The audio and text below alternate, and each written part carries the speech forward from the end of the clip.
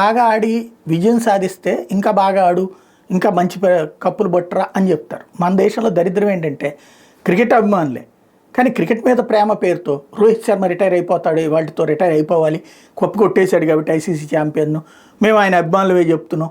లేకపోతే కోహ్లీ రిటైర్ అయిపోవాలి, ఇప్పటిదాకా బాగా ఆడాడు, ఊపు మీద ఉన్నప్పుడే అయిపోవాలి, ఇట్లాంటి స్టేట్మెంట్. అట్లాగే జడేజా ఇది ప్రకటించేసేయాలి అన్నటువంటి.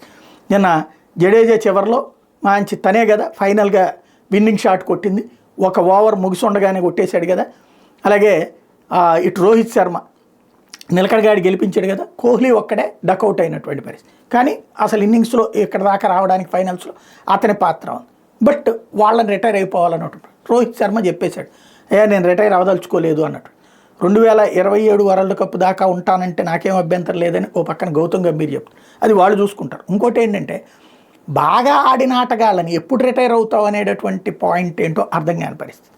కప్పు సాధించినటువంటి వాళ్ళని ఇక్కడ ఏమంటాం, అభిమానులు అయినప్పుడు భారత్ జట్లో ఇప్పుడు వీళ్ళు లేకుండా బలంగా, ఇప్పుడు నిన్ననే చూసాం శ్రేయస్ అయ్యర్ కావచ్చు, రాహుల్ కావచ్చు, ఏది ఈ ఫస్ట్ రోహిత్ కోహ్లీ అయిపోయాక అవుట్ అయ్యాక ఫస్ట్లో అయితే కనుక అటు గిల్ అవుట్ అయినా శుభ్మన్ గిల్ అయినా భయపడలేదు ప్రేక్షకుడు, క్రికెట్ అభిమాని.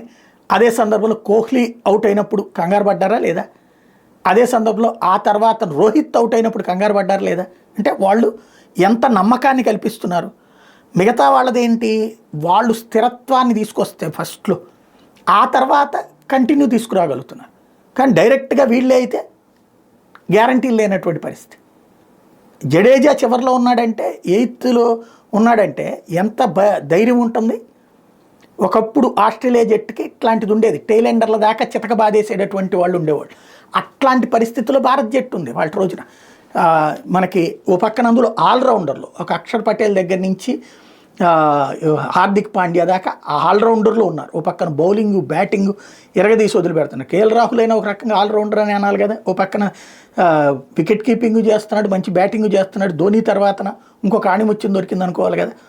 మంచి జట్టు ఇప్పుడు కూర్పు ఉంది. ఇలాంటి మళ్ళీ ఒక కన్సిస్టెంట్గా ఆడే ఆటగాళ్ళు, ఈ కొత్త వాళ్ళు కన్సిస్టెంట్ ఆడాలంటే ఇంకా కొంత టైం పడుతుంది. కొత్త ఏం కాదు, ఇప్పటికీ ఆడున్నారు, కానీ కన్సిస్టెంట్గా ఆడతారు. ఒక కోహ్లీ పాతుకుపోతాడు, ఇదివరకు ఒక రాహుల్ ద్రవిడ్ పాతుకుపోతాడు, ఇట్లాంటి ఒకటి ఉండేది కదా, ఆడిచి గెలిపిస్తారు చివరిదాకా అనేటటువంటి నమ్మకం సౌరవ్ గంగూలీ గురించిన ఇట్లాంటిది. అదే సెహ్వాగ్ మంచి ఆటగాడే, కానీ ఆవేశంగా ఆడి కొట్టేసుకుని వెళ్ళిపోతాడు. రోహిత్ శర్మతో కూడా ఆ లక్షణం ఉంది. బట్ స్టార్టింగ్ కావాల్సినటువంటి ఊపు తెచ్చి పెట్టగలిగినటువంటి వాడు. ధోని బాధి వదిలేయడు, గెలిపించుకునేదాకా పోతుంటాడు.